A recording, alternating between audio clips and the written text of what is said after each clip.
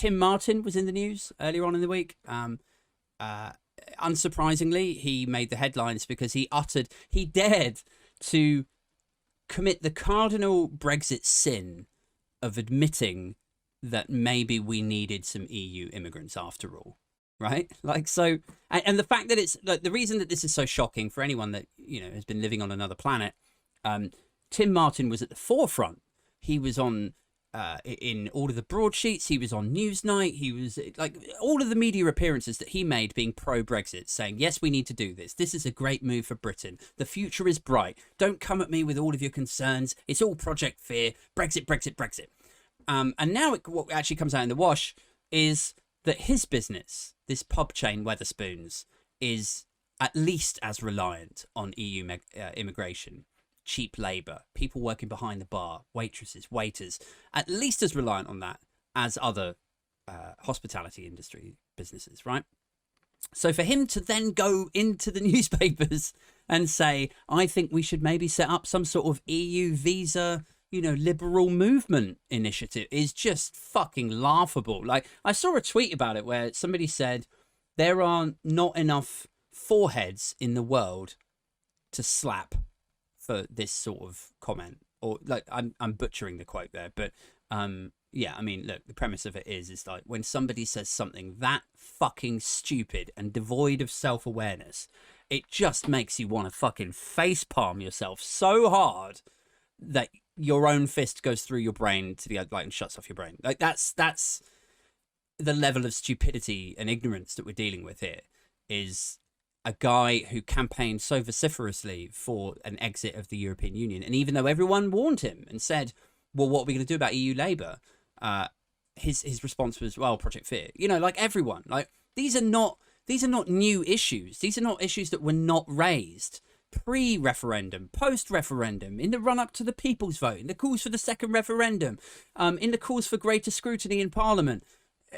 Constantly people were saying, well, we need to work this through, we need to be sensible about this, let's not rush this. And at every single juncture along that journey, they were constantly shut down and everything was derided as Project Fear and baseless and scaremongering. And now here we are in 2021, where one of the cheerleaders of exiting that freedom of movement zone that allowed his business to prosper with such cheap labor is now campaigning for some sort of freedom of movement light. It really does beggars belief. But one of the points I put across in one of my videos earlier in the week was that it actually makes a lot of sense when you consider, you know, like it's easy to caricature people like Tim Martin as a sort of cartoon Wurzel Gummidge, dishevelled oldie England, or like Middle England is the expression, isn't it? Bellend, you know, he didn't know what he was voting for. What a bellend. But in actual fact, it's darker than that. It's more depressing than that. Like his situation was and is, I think, that he is a business owner. He's not a billionaire, but I think he's got about 500 million net worth. And his concern is not immigration or short-term labor shortage. You know, I'm sure that if we did have a visa system that set up, you know, it made it easy for Polish people to work behind the bar for him, I'm sure he's probably all for that. But actually his concern, the reason that he's so pro-Brexit, I think, is all to do with employment law. You know, like we've already seen how, you know, there was this bonfire of employment legislation that was supposed to happen. Like no more EU red tape, health and safety legislation out the window, bloody health and safety.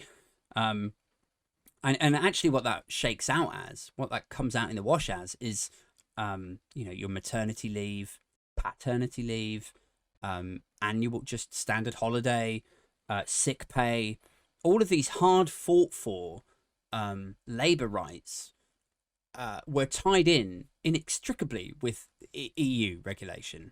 And although there's been all these assurances that we would not seek to diverge from those EU standards and regulations, and do you trust this government to not do that? I would say this is exactly up their street of big business, like cozying up to big business concerns. In fact, you can see that every day, and this is another one of the points I wanted to raise from this week. of nightmares for the Tories is, you know, they talk a good game. When you ask them shit like, you know, who's the party of the working people? They would say, well, Labour aren't the party of the working people any longer. I think we've proved that in the local elections and 2019 elections, that the Conservative Party, the Tories, are the real party of the working people now. So they love the slogans and the rhetoric of supporting real working people.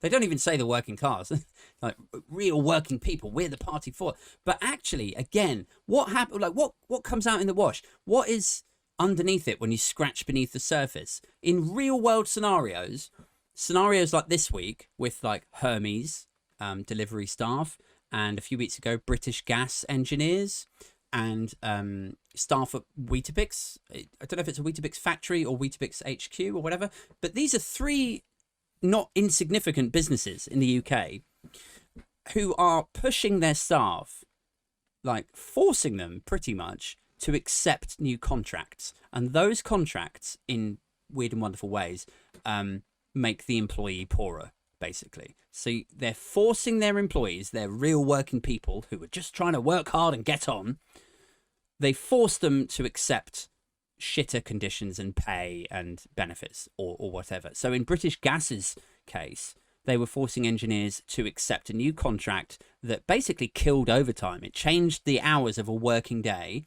to 1 hour longer. So they're working 1 hour longer for no money.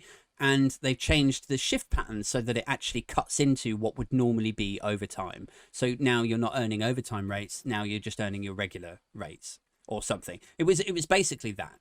I may have fucked up just a tiny bit of that, but that's definitely the spirit of the changes that they put in. With Hermes, what they're doing is they're saying you have to accept lower pay. We're going to deduct your pay is going down, and you can accept it or you can fuck off. With Weetabix, actually I don't know an awful lot about Weetabix, but I know it's in the same vein because it was all over the news yesterday. So my point here is that they love to talk a good game. They love the slogans and the sound bites of, well, the Conservative Party are the real party of working people. But when it actually comes down to it, what are they doing for real working people that are just trying to work hard and get on? And in those three situations, they've done absolutely fuck all. They've not stepped in. They've not said, well, you know, we better do something here to help these people because we are the party of the working people now. And yeah, it's not right that they... Basically what they're doing, doesn't take a fucking genius to work this out, they're pushing down their costs on the labour market so that they can pay these people less, so it increases their profit, and then out of that profit they can afford to pay dividends to shareholders or reinvest in the business, right? This is not genius or rocket ship scientist territory. This is basic mathematics. I pay you less, so I've got more to give to these people. That's all it is. And there is no presence, there's no representation at the top level of government for the workers to step in and say, what are you doing? This is not on. And talk about, you know, subsidies, or talk about, you know, because if you're running a business and you can't afford to pay your staff, like the way I would look at it is, okay, I run British Gas. It costs me, like, where's my costs? My costs are 350 million a year, right? Let's just say it's that. And then I need to make, say, 600 million a year profit. I don't know if that, I'm just putting these figures out of my arse, right? But if I know that I need to make 600 million a year to keep my shareholders happy, to pay the dividends that they expect, to stop them pulling their money out, I would think, right, okay, well, how much is gas going to cost? Let's price it at this. And then I would think, are there some other services we could flex out into to get the revenue up?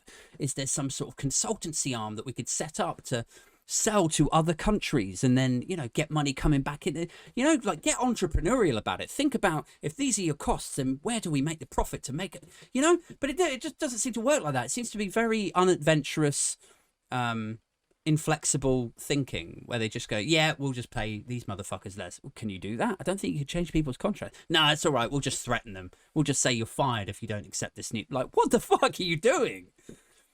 This is why they say that CEOs are psychopaths, because a normal person, even at the top, you know, if they spend their whole lives in country clubs and golf clubs, not surrounded by regular working people, you would hope that they would still have a little bit of empathy there to go, these are real people with families and responsibilities, and they, you know, they need to see their kids at the end of the day. They don't want to work an extra hour for no more money, you know. But it doesn't seem to work that way for the heads of Hermes, British Gas, or Weetabix, and I'm sure there will be more.